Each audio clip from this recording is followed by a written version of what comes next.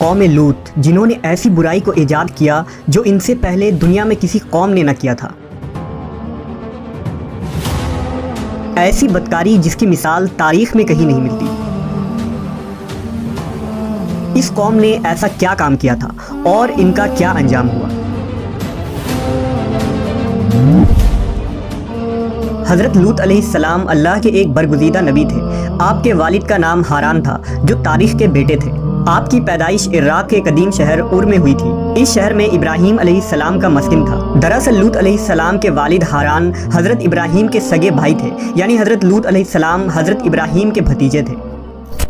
چونکہ حضرت لوط علیہ السلام کے والد ان کے بچپن میں ہی انتقال کر چکے تھے، لہذا حضرت لوط کو حضرت ابراہیم نے بیٹا بنا کر پالا تھا۔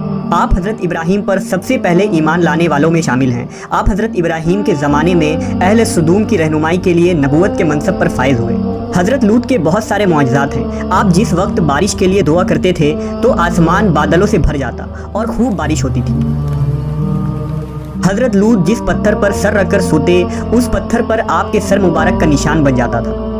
سدوم وہ علاقہ تھا جہاں لوط علیہ السلام مبعوث فرمائے گئے۔ سدوم کے آس پاس 5 نہایت ہی خوبصورت شہر آباد تھے، جن میں سے ہر ایک کی آبادی 1 لاکھ نفوس سے زیادہ ہی تھی۔ یہ علاقے نہایت ہی سرسبز و شاداب اور قدرت کی فیاضی کا حسین شاہکار تھا۔ یہاں باغات کی کثرت تھی، لہلہاتی کھیتیاں یہاں کی ضروریات سے کہیں زیادہ تھی۔ اردن، شام اور اسرائیل کے درمیان بسا ہوا یہ علاقہ نہایت ہی زرخیز تھا۔ وہاں طرح طرح کے اناج، پھل، میوے بکثرت پیدا ہوتے تھے، اور یہی وجہ تھی کہ آس پاس کے بستیوں کے لوگ بھی اپنی معاشی اور غذائی ضرورت کے لیے ان بستیوں کی طرف آتے تھے۔ مگر یہ بات اہل سدوم کے لوگوں کو بالکل بھی پسند نہ تھی۔ ان کے خیال میں ان کی بستیوں میں پیدا ہونے والے پھلوں، اناجوں اور سبزیوں پر صرف ان کا ہی حق تھا۔ وہ نہیں چاہتے تھے کہ دوسری بستیوں کے لوگ ان کے علاقے میں آئیں۔ ایک دن سدوم کے لوگ اس بات پر غور و فکر کر رہے تھے کہ باہر سے آنے والے لوگوں کو یہاں آنے سے آخر کیسے روکا جائے، کہ ابلیس ایک بزرگ کی شکل میں ان کے محفل میں آیا اور کہا، اگر تم ان سے پیچھا چھڑانا چاہتے ہو تو میرے کہنے پر عمل کرو۔ اس اجنبی بزرگ کی بات لوگوں نے بہت توجہ سے سنی۔ ابلیس نے کہا، میں کل بتاؤں گا۔ دوسرے دن ابلیس ایک خوبصورت جوان لڑکے کی بھیس میں آیا اور انہیں اپنی عورتوں کے بجائے مردوں کے ساتھ فعل بد کرنا سکھایا۔ ابلیس نے کہا کہ اگر تم ان بستیوں کے لوگوں سے نجات چاہتے ہو جو تمہاری بستی میں آ جاتے ہیں، تو ایسا کرو کہ جب بھی کوئی شخص تمہارے علاقے میں آئے تو تم لوگ زبردستی اس کے ساتھ اپنی خواہش پوری کرو۔ اس طرح یہ لوگ اس بستی میں آنا چھوڑ دیں گے۔ اپنی نفسانی خواہشات کے لیے مردوں سے بدفعلی اس قوم کا دستور بن گیا تھا۔ یہاں بے حیائی عام ہو گئی تھی۔ حکمراں، سردار، رؤسا، ہر طبقے میں گھر گھر یہ عمل پھیل گئی تھی۔ بھری محفل میں یہ لوگ اس فحاشی کے کام کو کر کے خوش ہوتے تھے۔ کوئی بھی محفل اس کام کے بغیر ادھوری سمجھی جاتی تھی۔ خاص کر مسافروں میں سے کوئی خوبصورت لڑکا ہوتا تو یہ لوگ اسے اپنا شکار بنا لیتے۔ تلمود میں لکھا ہے کہ اہل سدوم اپنی روزمرہ کی زندگی میں سخت ظالم، دھوکے باز اور بد معاملہ تھے۔ کوئی مسافر ان کے علاقے سے بخیریت نہ گزر سکتا تھا۔ کوئی غریب ان کی بستیوں سے روٹی کا ایک ٹکڑا نہ پا سکتا تھا۔ بارہا ایسا ہوتا تھا کہ باہر کا آدمی ان کے علاقے میں پہنچ کر فاقوں سے مر جاتا اور یہ اس کے کپڑے اتار کر اس کی لاش کو برہنہ دفن کر دیتے۔ اپنی وادی کو انہوں نے ایک باغ بنا رکھا تھا جس کا سلسلہ میلوں تک پھیلا ہوا تھا۔ اس باغ میں وہ انتہائی بے حیائی کے ساتھ اعلانیہ بدکاریاں کرتے تھے۔ حضرت لوط علیہ السلام نے انہیں توحید کی دعوت دی اور بدکاری کے اس گھنونے عمل سے توبہ کرنے کا حکم دیا۔ حضرت لوط نے کہا، تم بے حیائی کیوں کرتے ہو؟ کیا تم عورتوں کو چھوڑ کر لذت حاصل کرنے کے لیے مرد کی طرف مائل ہوتے ہو؟ حقیقت یہ ہے کہ تم احمق لوگ ہو۔ حضرت لوط اہل سدوم کو دن رات واعظ و نصیحت کیا کرتے، لیکن قوم پر اس کا کوئی اثر نہ ہوا، بلکہ وہ بہت فخریہ انداز میں یہ کام کرتے تھے۔ انہیں حضرت لوط کا سمجھانا بھی برا لگتا تھا، لہٰذا انہوں نے صاف صاف کہہ دیا کہ اگر تم ہمیں اسی طرح برا کہتے رہے اور ہمارے کاموں میں مداخلت کرتے رہے تو ہم تمہیں اپنے شہر سے نکال دیں گے۔ حضرت لوط نے نصیحت و تبلیغ کا سلسلہ جاری رکھا، لہٰذا ایک دن اہل سدوم نے خود ہی عذاب الہی کا مطالبہ کر دیا۔ اللہ تعالیٰ نے اب تک ان کے اس بدترین فحاشی اور بدکاری کے باوجود ڈھیل دے رکھی تھی، لیکن جب انہوں نے حضرت لوط سے ایک دن کہا کہ اگر تم سچے ہو تو ہم پر عذاب لے آؤ، لہٰذا ان پر عذاب الہی کا فیصلہ ہو گیا۔ اللہ نے اپنے خاص فرشتوں کو دنیا کی طرف روانہ کر دیا۔ یہ فرشتے دراصل حضرت جبرائیل، میکائیل اور اسرافیل علیہ السلام تھے۔ پھر یہ فرشتے حضرت لوط علیہ السلام کے گھر تشریف لے آئے۔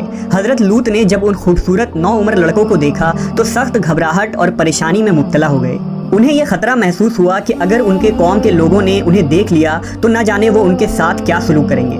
حضرت لوط کی بیوی کا نام وائلہ تھا، اس نے آپ پر ایمان نہ لایا تھا اور وہ دراصل منافقہ تھی، وہ کافروں کے ساتھ تھی، لہٰذا اس نے جا کر اہل سدوم کو یہ خبر دے دی کہ لوط کے گھر نوجوان لڑکے مہمان ٹھہرے ہوئے ہیں۔ یہ سن کر بستی والے دوڑتے ہوئے حضرت لوط کے گھر پہنچے۔ حضرت لوط نے کہا، اے قوم، یہ جو میری قوم کی لڑکیاں ہیں یہ تمہارے لیے جائز اور پاک ہیں، اللہ سے ڈرو اور مجھے میرے مہمانوں کے سامنے رسوا نہ کرو، کیا تم میں سے کوئی بھی شائستہ آدمی نہیں؟ حضرت لوط کی بات سن کر وہ لوگ بولے، تم بخوبی واقف ہو کہ ہمیں تمہاری بیٹیوں سے کوئی حاجت نہیں، اور جو ہماری اصل چاہت ہے اس سے تم بخوبی واقف ہو۔ قوم لوط کے اس بے شرمانہ جواب سے اندازہ لگایا جا سکتا ہے کہ وہ فعل بد میں کس حد تک مبتلا ہو چکے تھے۔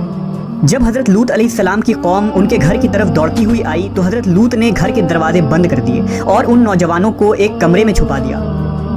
اس بدکار لوگوں نے آپ کے گھر کا گھیراؤ کیا ہوا تھا اور ان میں سے کچھ گھر کے دیوار پر بھی چڑھنے کی کوشش کر رہے تھے۔ حضرت لوط اپنے مہمانوں کی عزت کے خیال سے بہت زیادہ گھبرائے ہوئے تھے۔ فرشتے یہ سب منظر دیکھ رہے تھے۔ جب انہوں نے حضرت لوط علیہ السلام کی بے بسی اور پریشانی کا یہ عالم دیکھا تو حقیقت سے پردہ اٹھاتے ہوئے یوں فرمایا، اے لوط، ہم تمہارے رب کے بھیجے ہوئے فرشتے ہیں، یہ لوگ ہرگز تم تک نہیں پہنچ سکیں گے، ابھی کچھ رات باقی ہے تو اپنے گھر والوں کو لے کر چل دو اور تم میں سے کوئی شخص پیچھے مڑ کر نہ دیکھے۔ اہل سدوم حضرت لوط کے گھر کا دروازہ توڑنے پر بضد تھے، لہٰذا حضرت جبرائیل علیہ السلام نے گھر سے باہر نکل کر اپنے پر کا ایک کونا انہیں مارا، جس سے ان سب کی آنکھوں کے ڈھیلے باہر نکل آئے اور بصارت زائل ہو گئی۔ یہ خاص عذاب ان لوگوں کو پہنچا جو حضرت لوط کے پاس بد نیتی سے آئے تھے۔ حضرت لوط علیہ السلام حقیقت حال جان کر مطمئن ہو گئے اور اپنے گھر والوں کے ساتھ رات ہی کو نکل کھڑے ہوئے۔ بیوی بھی ان کے ساتھ تھی، لیکن کچھ دور جا کر وہ واپس اپنے قوم کی طرف پلٹ گئی اور قوم کے ساتھ جہنم رسید ہو گئی۔ صبح کا آغاز ہوا تو اللہ کے حکم سے حضرت جبرائیل نے بستی کو اپنے پر سے اکھاڑ دیا اور پھر اپنے بازو پر رکھ کر آسمان پر چڑھ گئے، یہاں تک کہ آسمان والوں نے بستی کے کتے کے بھونکنے اور مرغوں کے بولنے کی آوازیں سنی۔ پھر اس بستی کو زمین پر دے مارا، جس کے بعد ان پر پتھروں کی بارش ہوئی۔ ہر پتھر پر مرنے والوں کا نام لکھا ہوا تھا۔ جب یہ پتھر ان کو لگتے تو سر پاش پاش ہو جاتے۔ صبح سویرے شروع ہونے والا یہ عذاب اشراق تک پوری بستی کو نیست و نابود کر چکا تھا۔ قوم لوط کی ان خوبصورت بستیوں کو اللہ نے ایک انتہائی بدبودار اور سیاہ جھیل میں تبدیل کر دیا، جس کے پانی سے رہتی دنیا تک کوئی فائدہ نہیں اٹھایا جا سکتا۔ سمندر کے اس خاص حصے میں کوئی جاندار، مچھلی، میڈک وغیرہ زندہ نہیں رہ سکتے، اس لیے اسے ڈیڈ سی یعنی بحر مردار کہا جاتا ہے، جو اسرائیل اور اردن کے درمیان واقع ہے۔ ماہرین آثار نے 10 سالوں کی تحقیق و جستجو کے بعد اس تباہ شدہ شہر کو دریافت کیا تھا۔ تحقیقات سے پتہ چلا تھا کہ اس شہر میں زندگی بالکل ختم ہو چکی ہے۔ اس شہر کے راستے اور کھنڈرات کو دیکھ کر آرکیولوجسٹ نے یہ اندازہ لگایا کہ جب یہ شہر تباہ ہوا تو اس وقت لوگ روزمرہ کے معمولات کے کاموں میں مشغول تھے اور یہاں زندگی اچانک ختم ہو گئی تھی۔ اہل سدوم جنہیں پتھر بنا دیا گیا تھا، ان کے بت ابھی تک بحر مردار کے پاس موجود ہیں، جو تا قیامت لوگوں کے لیے ایک عبرت ہے۔ آج یورپی ممالک میں انسانی آزادی کے نام پر اس بدکاری کی اجازت دی جاتی ہے اور اس فحش عمل کو فخر سمجھا جاتا ہے، مگر حقیقت یہ ہے کہ ہم جنس پرستی بالکل فطرت کے خلاف ہے، جس سے انسانی معاشرہ تباہ و برباد ہو جاتا ہے۔ روایتوں کے مطابق ایک مرتبہ حضرت سلیمان علیہ السلام نے شیطان سے پوچھا کہ اللہ کے نزدیک سب سے بدترین عمل کیا ہے؟ ابلیس بولا، جب مرد مرد سے بدفعلی کرے اور عورت عورت سے خواہش پوری کرے۔